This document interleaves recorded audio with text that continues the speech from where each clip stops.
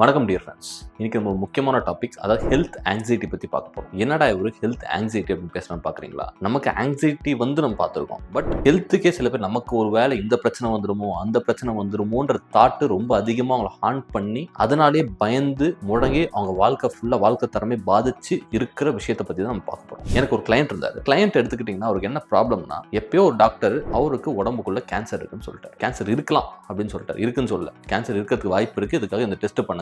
அவரும் போய் அந்த டெஸ்ட்லாம் பண்ணிட்டு வந்துட்டார். எல்லாமே நார்மல்ஸ், அது ஒன்றும் கிடையாதுப்பா, இதை பற்றி பயப்படாதீங்க அப்படின்னு சொல்லி அனுப்பிச்சு விட்டார். ஆனால் அவருக்கு அதுக்கப்புறம் என்ன மைண்டில் தோண ஆரம்பிச்சா, ஒருவேளை நம்ம கேன்சர் வந்துருமோ, நம்ம கேன்சர் இருக்குமோ அப்படின்னு பயந்து அது ரிலேட்டடாகவே ரொம்ப நிறைய விஷயம் சர்ச் பண்ணி ரொம்ப பதட்டம் அதிகமாகி எல்லாரும் வீட்டுக்குள்ள இருக்க எல்லாரும் அவாய்ட் பண்ண ஆரம்பிச்சு. ஏன்னா யாருன்னா போய் புலம்பிக்கிட்டே இருக்க ஆரம்பிச்சு, எனக்கு இந்த மாதிரி இருக்குமோ அந்த மாதிரி இருக்குமோட்டு. வீட்டை விட்டு வெளில வரதே ரொம்ப கஷ்டமா இருக்குது. அவர் டாக்டரே இனிமேல் எனக்கு அந்த பிரச்சனை இருக்குமோன்ற தாட் வந்து ரொம்ப அதிகமாக வருது. ஸோ இனிமேல் நான் டாக்டர் யாரையுமே பார்க்க மாட்டேன்ட்டு வீட்டுக்குள்ளேயே முடங்கி கிட்டத்தட்ட 5 வருஷமா அங்கேயே கடந்துட்டார். ஆனா அவர் வெளி உலகத்துல இருக்கிற அப்ரோச் வந்துட்டு பெருசா இல்லை. ஏன்னா யாராவது ஏதாவது ஒன்று ஹெல்த்தை பத்தி சொல்லிட்டு அதுல எனக்கு பயம் வந்துருமோ அப்படின்றதுனாலே அவர் வீட்டுக்கு உட்காந்துட்டார். ஸோ கடைசியில அவர் வந்துட்டு ஒரு வழியா வந்துட்டு அவர் பிடிச்சி கூட்டிட்டு வந்து ஒரு ட்ரீட்மெண்ட் எடுத்து பார்த்தீங்கன்னா அவருக்கு கவுன்சிலிங், அதாவது சிபிடி பண்ணி அட் த சேம் டைம் வந்துட்டு மாத்திரைகளும் கொடுத்து இப்போ அவர் நல்லா ஜாலியாக வெளிலலாம் போக ஆரம்பிச்சுட்டு இப்போ அந்த பயமே இல்லாமல் இருக்கார். இது நீங்கள் ஒரு விஷயம் என்ன புரிஞ்சுக்கணும் அப்படின்னு பார்த்தீங்கன்னா, இந்த எண்ணம், அதாவது உங்களுக்கு என்னன்னா ஏதாவது ஒரு ரீசன் ட்ரிகர் ஆகிட்டு உங்க மனசுக்குள்ள வந்து நமக்கு இந்த பிரச்சனை இருக்குமோ அந்த பிரச்சனை இருக்குமோ. ஒரு உதாரணத்துக்கு எடுத்துக்கோங்க. நிறைய பேர் காமனாக ஒரு விஷயம், எனக்கு செஸ்ட்ல வந்துட்டு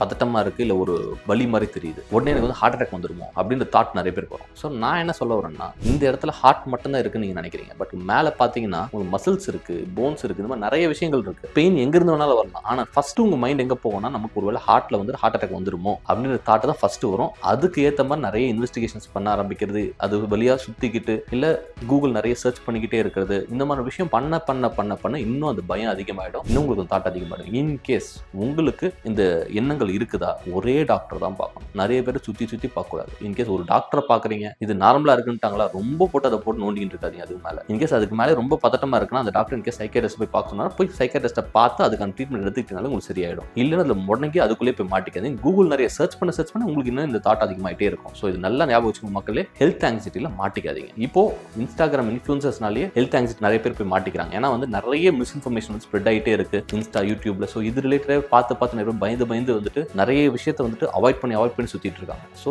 நல்லா ஞாபகம் வச்சுக்கோங்க, டாக்டர் பார்க்குறீங்கன்னா ஒரே டாக்டரா பாருங்க. இல்லை இன்கேஸ் உங்களுக்கு கண்டிப்பாக செகண்ட் ஒப்பீனியன் தேவைன்னா செகண்ட் ஒப்பீனியன் வேணா போய்க்கோங்க. பட் நிறைய டாக்டர் சுத்திக்கிட்டே இருக்கக்கூடாது. அடுத்த விஷயம், இன்கேஸ் தேவைப்பட்டா சைக்காட்ரிக் கன்சல்டேஷன் கரெக்டாக எடுத்துக்கோங்க.